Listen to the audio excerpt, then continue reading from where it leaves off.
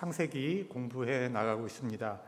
1장부터 11장까지는 이제 원역사, 우리 인간의 모든 것의 출발을 그 이유가 무엇이며 이제 그 근원이 무엇이며 왜 우리 인간들이 이렇게 됐는가 하는 모든 근본을 알려주는 이야기가 1장부터 11장까지인데 12장부터는 이제 하나님께서 새로운 역사를 이제 족장을 통해서 시작을 하시는데 그것은 바로 하나님이 아브라함을 불러서 언약을 맺고 아브라함이 붙잡혀 있는 그 우상 땅을 떠나게 하시는 거죠. 고향, 친척, 아버지 집을 떠나라.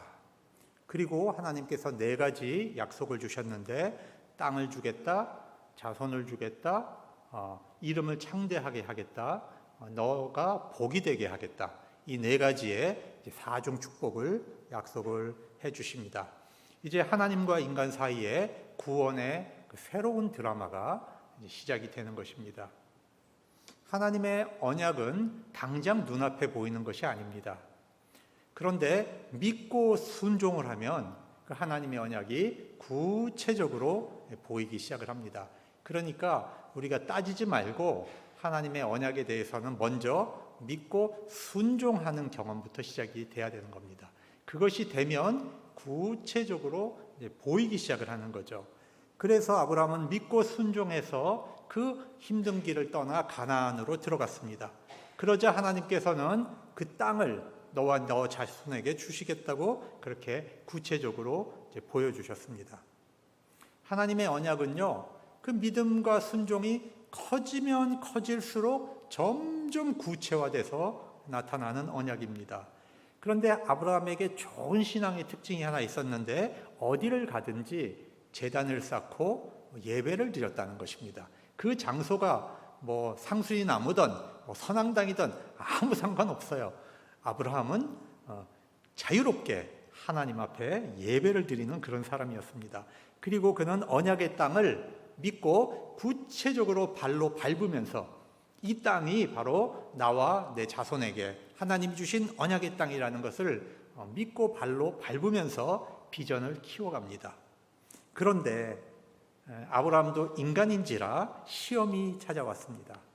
이 가나안 땅에 큰 기근이 든 겁니다. 그러자 아브라함의 믿음이 흔들리기 시작했습니다. 아니, 하나님이 주신 언약의 땅이 이 가족들 먹여 살리기도 힘든 이런 땅이었던가, 그렇게 마음에 의심이 들기 시작을 한 거죠. 그래서 아브라함은 견디다 못해서 그 약속의 땅을 떠나서 풍요가 있는 애굽으로 가게 됩니다. 이 가나안 땅은 건기가 있고 우기가 있습니다. 그래서 우기에는 비가 거의 오지를 않아요. 그래서 우기에는 비가 만약에 적게 오면 건기에는 비가 안 오기 때문에 큰 기근이 오는 것입니다. 영적으로 한번 우리가 살펴보면 우리가 기근이 올 때, 이 어떤 환경의 어려움이 올 때가 사실은 우리의 그 영적인 믿음이 잘 성장할 수 있는 굉장히 중요한 시기입니다. 그런데 우리가 그 영적인 영역을 보지 못하고 물질적인 영역만 보면 어려움만 보이는 거죠. 그래서 그 양면이 있거든요. 우리가 환경적으로 어려울 때는 하나님이 이것을 통해서 나에게 무엇을 주시려고 하는 건가 우리가 잘 생각해 볼 필요가 있어요. 만약에 아브라함이 기근에도 불구하고 하나님의 언약을 믿고 그 땅을 지켰더라면 아마 하나님께서 그 가족을 어떻게 돌보시는가 큰 은혜를 체험할 수 있었을 겁니다. 신앙이라고 하는 것은 환경을 이겨내는 거거든요. 환경에 굴복하는 것만이 아니라 환경을 이겨내고, 환경이 어려워지면 믿음이 흔들릴 때도 있지만 하나님의 약속을 더 믿고 그것을 이겨내는 신앙이 굉장히 필요해요. 근데 우리는 이 물질적인 풍요와 하나님의 약속을 연결시키는 그런 것이 굉장히 익숙해 있어요. 그래서 하나님이 주시는 언약을 물질적으로만 이해하는 이런 게 있다 보니까 조금만 시련이 오면 우리 믿음이 확 흔들려 버리는 거예요. 하나님은 우리를 쓰시기 좋은 일꾼으로 훈련을 해 가시는데 그 과정에는 반드시 시련이 있습니다. 하나님은 복과 은총을 나에게 담아서 내 주변의 사람들에게 하나님의 복을 전달하는 사명자로 쓰시기를 원합니다. 내가 하나님의 복과 은총을 담는 그릇이 되려면 시련도 이겨내야 돼요. 좋은 것만 있으면 누구는 못하겠어요. 우리도 시련이 올 때도 그걸 잘 이겨내야 우리가 이제 하나님의 그릇이 되는 것이죠. 근데 애굽은 물이 많아서 풍요로운 곳입니다. 그런데 성경에서는 이 애굽을 어떻게 보느냐 하면 하나님을 의지하지 않고 우상을 의지하는 장소로 그렇게 성경은 이야기를 합니다. 아브라함은 환경이 바뀌니까 덜컥 두려움이 생겼어요. 여러분, 두려움이 생기면 믿음이 흔들려요. 우리 신앙이 흔들리는 원인이 첫 번째가 두려움입니다. 두려움이 오면 우리가 믿음이 흔들리게 되는 거죠. 그러면 늘 듣던 하나님의 음성이 안 들려요. 두려움 때문에 하나님의 음성을 못 듣게 되면 의심이 이제 오는 겁니다. 하나님이 정말 나와 내 가족을 보살피시는가? 하나님께서 나에게 약속하신 그 복은 정말 있는 걸까?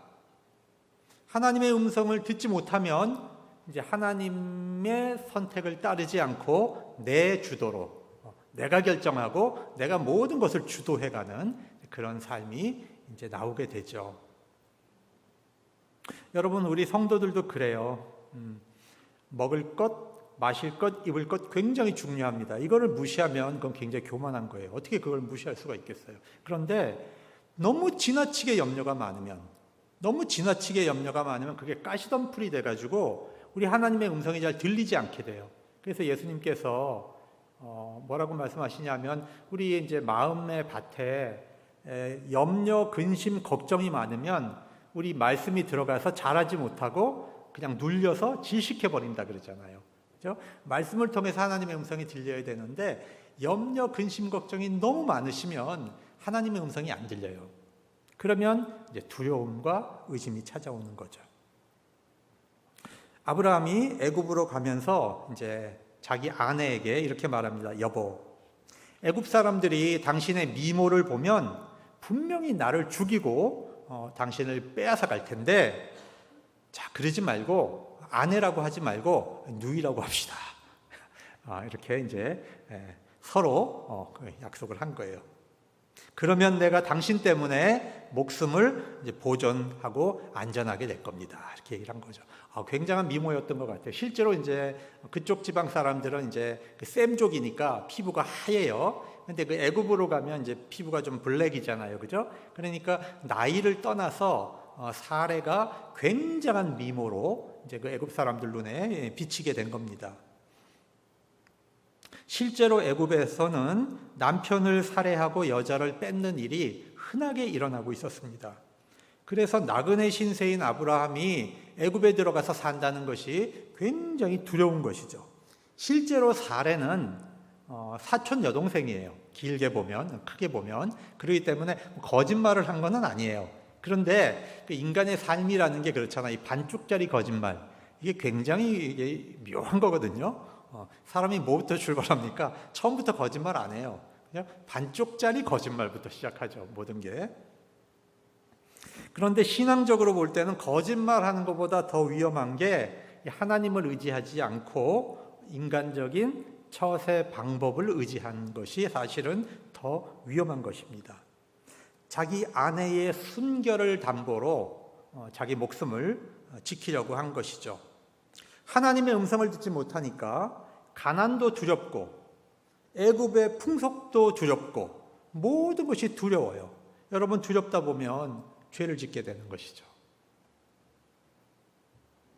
하나님께서 아브라함과 동행해서 저 우르에서부터 가나안에 들어오는 동안에도 어려움이 많이 있었습니다. 그러나 그때는 아브라함이 거주민을 두려워하지 않았어요. 왜? 하나님과 동행하는 것이 늘 느껴졌고 하나님의 음성을 늘 들었기 때문에 두려워하지 않은 거예요. 그런데 지금은 두려워요. 하나님의 음성이 들리지 않아서.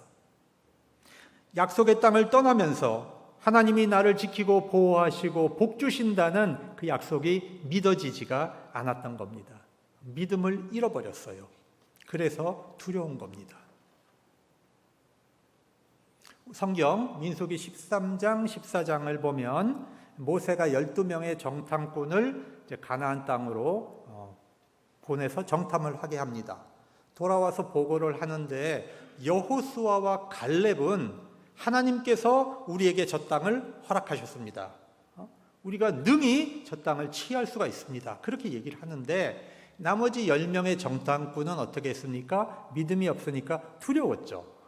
이 사람들은 막 기골이 장대하고 거인이고 엄청난데 우리는 그 사람들 앞에서 메뚜기 같았습니다. 그래요. 메뚜기 컴플렉스라고 하는 말인데 자기가 메뚜기처럼 보이는 거예요. 얼마나 자기가 초라하면. 이 말 때문에 이스라엘 백성이 낭망하고 약속의 땅에 들어갈 수 있는 기회를, 믿음을 다 포기해버렸습니다. 결국 가나안 땅에, 약속의 땅에 들어가지 못하고 40년간 방황을 하게 되는 그 이유가 무엇인가? 두려움이에요. 메뚜기 컴플렉스예요. 하나님의 음성보다도 두려움이 컸기 때문에 하나님의 복을, 그 약속을 우리가 받지 못하는 것입니다. 우리도 마찬가지입니다. 우리가 하나님의 약속을 듣지 않고 다른 곳에 우리의 마음을 두기 시작하면 우리가 두려움이 커집니다. 하나님의 음성을 듣지 못합니다. 그러면 신앙의 위기가 오게 됩니다. 그래서 우리에게 중요한 것이 뭐냐? 하나님의 약속이 있는 장소, 하나님의 언약이 시작된 장소, 하나님의 교회에 우리의 마음을 두는 것이 굉장히 중요한 거예요. 그래서 교회 중심적인 신앙생활을 해라. 예로부터 어르신들, 신앙의 어르신들이 그런 얘기를 하잖아요. 교회 중심적인 신앙생활을 해라. 왜? 우리의 하나님의 언약이 어디서부터 시작이 됐는가? 하나님의 음성을 듣는 것부터 시작이 되거든요. 힘들 때일수록 여러분 교회에 와야 돼요. 힘들 때일수록 말씀을 들어야 돼요. 우리가 이제 종교개혁자 그 칼뱅 선생을 보면 카톨릭 교회는 이제 교회 범죄하면 이 추방을 시켜버렸어요.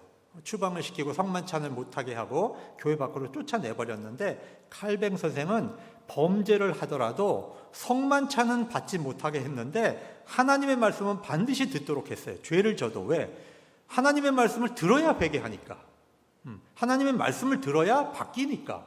그러니까 성만찬은 죄를 졌으니까 잠시 못 받게 하더라도 말씀은 꼭 듣게 했다는 거예요.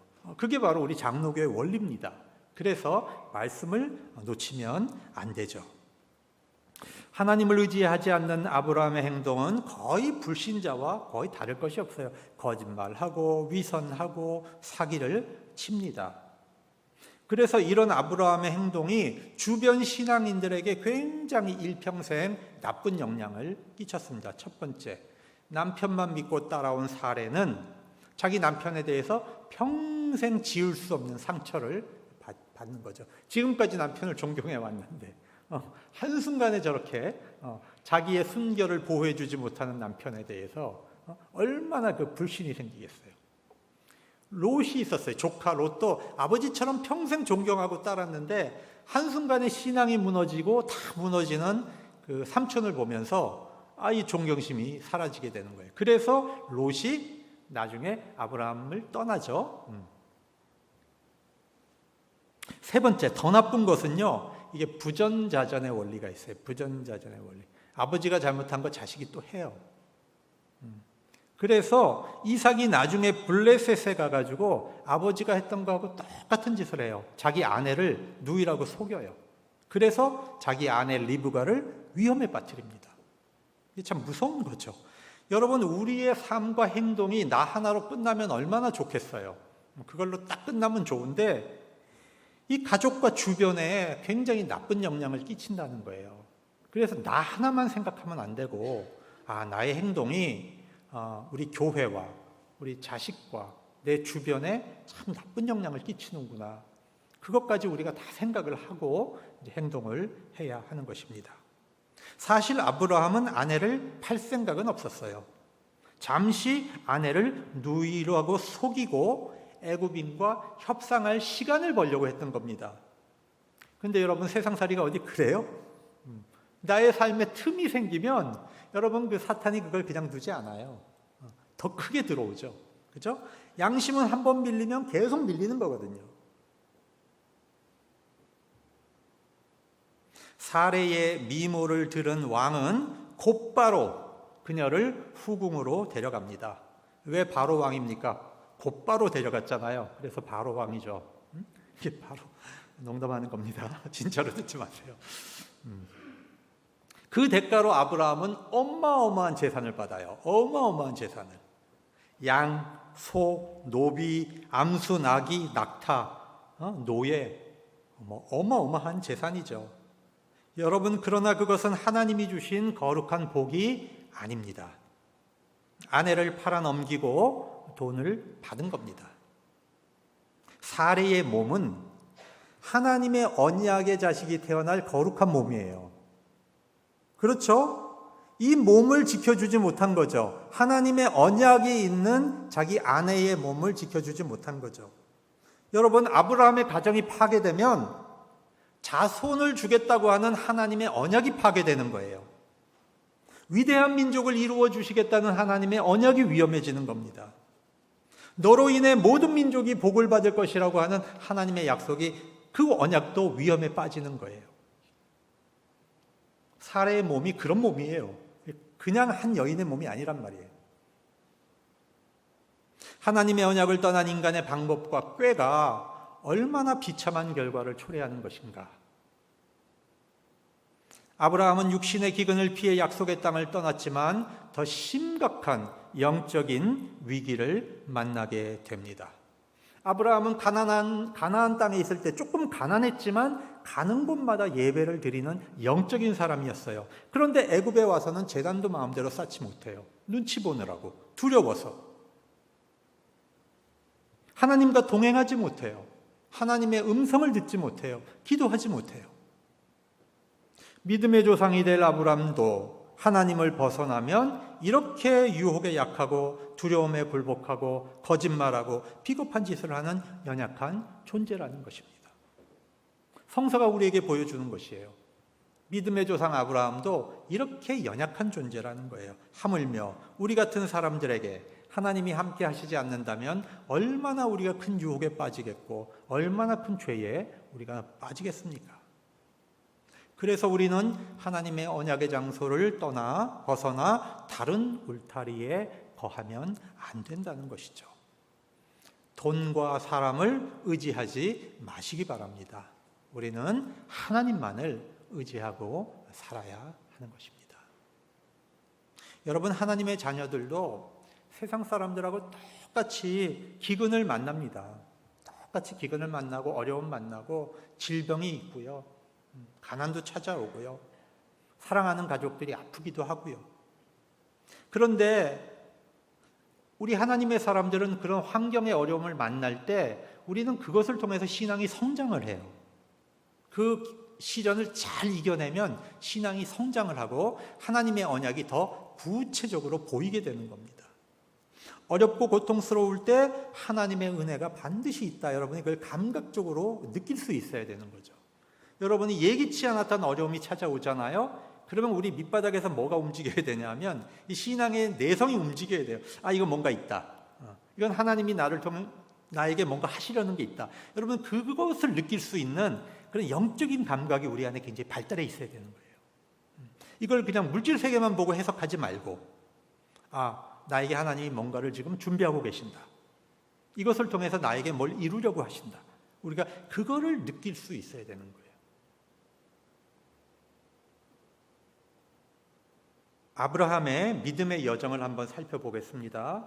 아브라함이 믿음과 순종으로 가나안 땅에 들어갔을 때 어떻게 됐습니까? 믿음이 확 성장했어요. 그러나 기근이 와서 애굽으로 도망갔을 때 그 믿음이 확 떨어져 가지고 아주 그냥 가정이 엉망진창이 되어버렸습니다. 하지만 창세기 13장에 보면 이제 롯과 헤어지고 다시 가나안에 들어와서 하나님의 언약의 땅으로 들어오니까 하나님이 더 넓은 땅을 보여주셔요. 야, 네가 볼 땅은 요만큼이 아니야. 남방, 북방, 동서방. 그래서 그날 밤에 아브라함은 막 온 땅을 발로 밟으면서 다녀요. 더 큰 거를 하나님이 보여주시는 거예요. 믿음이 더 성장하죠. 그런데 15장에 보면 아브라함은 기다려도 자식이 생기지 않으니까 절망해요. 그래서 하나님에게 막 불평합니다. 그러니까 신앙이 또 다운돼요. 근데 하나님께서 이 쪼개진 재물을 벌려놓고 그 사이를 다 지나가시면서 내가 반드시 약속 지킨다. 반드시 약속 지킨다. 그걸 보여주니까 아브라함의 신앙이 또 확 성장합니다. 창세기 16장에 보니까 몸종 하갈에게서 이스마엘을 낳았어요. 그리고 얼마나 고통을 당하는지 몰라요. 이 집안이 그 첩에게서 아이가 나왔는데 그 몸종이 이제 안주인 행사를 하는 거예요. 그러니까 이 사례가 자존심 강한 사라가 이걸 못 견뎌. 이 자존심 때문에. 그래가지고 집안이 엉망진창이 됩니다. 창세기 17장에 보면 하나님은 아브라함을 찾아오셔서 너 아브람 하지 마 이제부터. 너의 이름은 아브라함이야. 만국의 아버지야. 사레라는 이름이 공주거든요. 공주. 거의 공주병 환자예요. 사레가. 근데 너 그렇게 살지 마. 너는 사라야. 만국의 어머니가 될 거야. 자, 무슨 얘기입니까? 자식을 낳을 언약의 시간이 지금 다가오고 있는 거예요. 그러니까 하나님이 더 보여주시죠. 그리고 나서 이제 할례를 받아라. 그 약속을 주시니까 아브라함의 믿음이 또 확 성장을 합니다. 창세기 18장에 가면 하나님의 사자가 고모라, 소돔과 고모라를 심판하러 가면서 내가 하는 일을 내 종 아브라함에게 숨기지 않겠다. 아브라함을 향해서 하나님이 내가 하는 일을 숨기지 않겠다 그러고 다 말씀을 해주셔요. 얼마나 마음이 담대해졌는지 몰라요. 그래서 하나님의 사자를 붙잡고 아주 흥정을 합니다. 아니 하나님이 공의와 법도를 지키셔야 되는데 소돔과 고모라 땅에 의인 50명 있으면 어떡하실 거예요? 그걸 하나님한테 막 따지고 덤벼요. 그래? 그럼 내가 멸하지 않을게. 암만 생각해도 50명 없을 것 같아. 그래서 하나님 5명만 깎읍시다. 45명이요. 그래? 좋아. 하나님 안 되겠습니다. 30명 합시다. 하나님 20명 합시다. 하나님이 10명 합시다. 아니 이 아브라함의 간땡이가 지금 엄청 커져가지고 하나님하고 지금 흥정을 하고 있어요. 자, 이만큼 하나님하고 지금 가까워진 거죠. 그런데 창세기 20장에 가서 아브라함이 블레셋에 들어가서 아비멜렉에게 사라를 누이라고 또 속여요. 자기가 했던 짓을 또 저지릅니다. 그러다가 창세기 21장에서 이삭이 태어났을 때 아브라함의 믿음은 거의 완성 단계에 갔어요. 자, 마지막 한 관문이 더 남았습니다. 창세기 22장 아브라함이 하나님 앞에 자기 아들을 바치죠. 옛날에 아브라함 같았으면 이건 꿈도 못 꿉니다. 이게 그냥 되는 게 아니잖아요. 25년이라는 연단의 세월을 거쳐서 하나님 앞에 다 내어놓을 수 있었던 거죠. 이때 하나님이 뭐라고 하십니까? 내가 이제야 네가 하나님을 경외하는 줄 아노라. 하나님 합격 선언하신 거죠. 여러분 우리 신앙은 이런 거예요. 끝없이 올라갔다가 떨어졌다가 올라갔다가 떨어졌다 그러면서도 올라가는 거예요. 하나님의 은총 가운데서. 그리고 마지막 단계에 가서 이제야 네가 나를 경외하는 줄 알았다. 여기서 우리가 합격점을 받는 거죠. 여러분 우리 신앙의 여정이 다 이 아브라함처럼 이렇게 가는 거예요.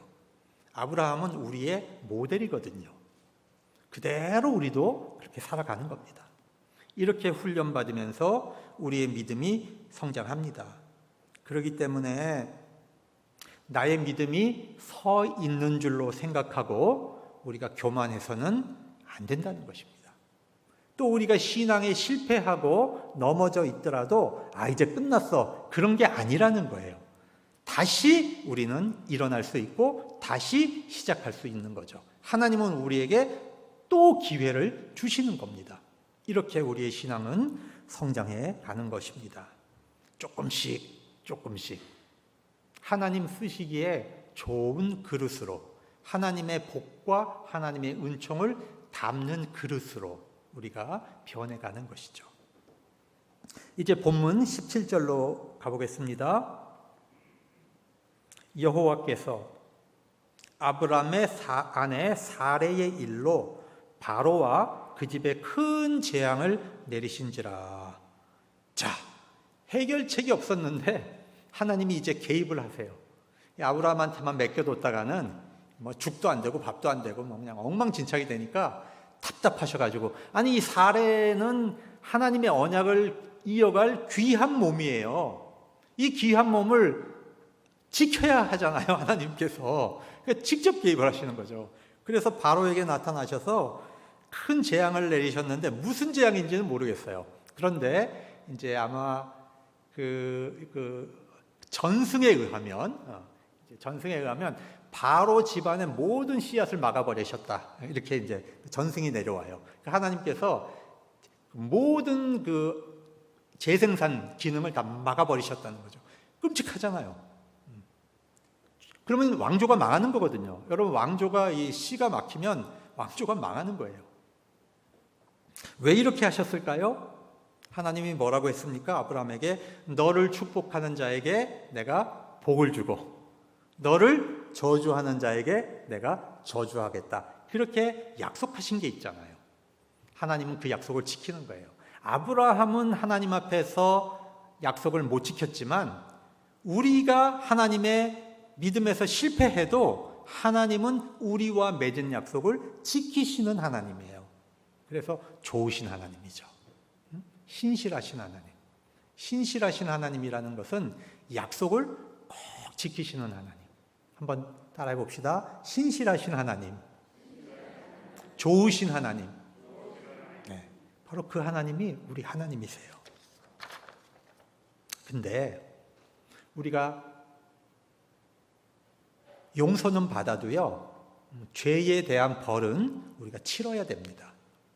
우리가 잘못하잖아요? 그러면 아예 죄값을 받을 준비를 하고 있어야 돼요.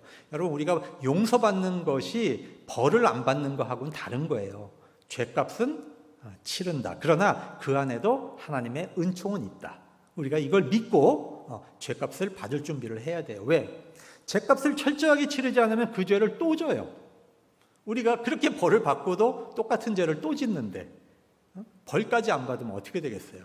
여러분, 우리가 죄값을 받는 것은, 하나님으로부터 벌을 받는 것은 그건 하나님이 미워서 주시는 게 아니고 그 벌을 통해서 우리가 그 죄만 생각하면 지긋지긋해야 돼요. 그 죄가 지긋지긋해서 다시는 꿈도 못 꿀 정도로 막 오싹해질 정도로 그 죄가 싫어야 우리가 그 죄를 안 짓게 되는 거죠.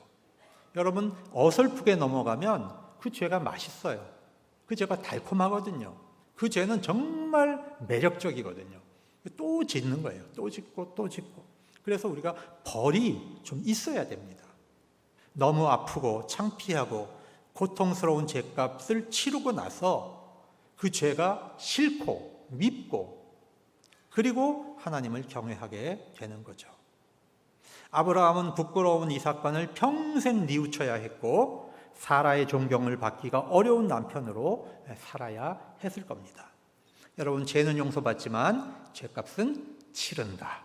우리가 그 사실을 꼭 기억해야 됩니다. 자, 그 후에 바로가 아브라함을 불러요. 그래서 3가지 꾸중을 합니다. 3가지 꾸중. 네가 어째서 나를 이렇게 대접했느냐? 나는 너한테 잘해줬는데 너는 왜 나한테 이렇게 했느냐? 2번째, 왜 그녀가 너의 아내라고 말하지 않았느냐? 3번째, 왜 그녀를 너의 누이라고 거짓말해서 내가 아내로 삼을 뻔하게 했느냐? 지금 야단을 치는 거예요. 하나님의 축복을 받은 하나님의 백성이 이방인의 왕에게 아주 야단을 맞고 있는 아주 재미있는 지금 상황이 벌어지고 있어요. 아브라함은 복으로 부름받았는데 복은커녕 지금 다른 사람의 재앙이 돼버렸어요. 여러분, 우리가 다 하나님 앞에 복으로 받았어요. 우리가 다 복으로 존재하는 거예요. 근데 우리가 남들 앞에 가서 재앙이 돼서 하나님의 영광 가리면 이게 얼마나 우스꽝스러운 일입니까? 아브라함은 이방인 바로 왕의 책망을 받고 있습니다. 이것은 마치 부끄러운 삶의 모습을 지닌 오늘날의 한국 교회와 그리스도인들을 향한 세상 사람들의 책망과 아주 흡사한 거죠. 어째서 너희 교인들은 불신자인 우리보다 못한 행동을 하고 사느냐? 너희는 왜 진실을 말하지 않고 거짓을 말하고 있느냐? 어찌하여 하나님의 복을 전하지 않고 너희는 세상을 시끄럽게 만드느냐? 고통을 주느냐? 세상 사람들조차 저지르지 않는 그런 비리를 왜 니네가 저지르고 있느냐? 지금 바로 왕의 책망은 지금 한국 교회를 향해서 세상 사람들이 하고 있는 거하고 똑같은 책망이에요. 이 세상 사람들의 소리는 자기 백성을 훈계하시는 하나님의 음성으로 우리가 들어야 됩니다. 세상 사람들이 교회에 실망하고 교회를 버리게 되면 하나님께서도 그 선교를 감당하지 못하는 교회로부터 그 촛대를 하나님이 옮기신다는 사실이죠. 옮기세요. 그래서 교회는 그 지역사회 안에서 칭찬받는 교회가 되어야 하는 겁니다. 여기에 이 원미동 교회 미래가 걸려 있어요. 이 지역사회 안에서 우리 원미동 교회가 칭찬을 들어야 되는 거예요. 자, 오랜 세월을 이제 거쳤어요. 13장 1절 4절 말씀인데 이제 아브라함이 약속의 땅으로 올라왔어요. 이 모든 바로가 준 재산을 챙겨가지고 나왔습니다. 하나님의 은혜로 아내와 소유와 롯과 함께 이제 애굽에서 나와가지고 이제 가나안 땅으로 이렇게 올라옵니다. 재산이 뭐 어마어마해졌어요. 들어갈 때는 거지로 들어갔는데 나올 때는 막 갑부가 돼갖고 나온 거예요. 자, 이 재산에는 뭐가 있습니까? 이 재산에는 자기 아내 사라의 수치가 담겨 있습니다. 그렇죠? 한 여인의 이 수치스러움이 거기 담겨 있어요. 이 재산은 훗날 누구에게로 넘어갈까요? 아들 이삭에게로 넘어가겠죠. 이거 누구 주겠어요, 그죠? 이삭에게로 넘어갈 거예요. 그런데 이제 여러분 그 하갈이 이스마엘을 낳았잖아요, 그죠? 그리고 나서 자기는 아이를 못 갖는 줄 알고 자기 몸종 하갈을 남편한테 보냈는데 자기가 약속의 아들 이삭을 낳았어요. 둘 다 데리고 있으면 그 재산이 누구한테로 갈까요?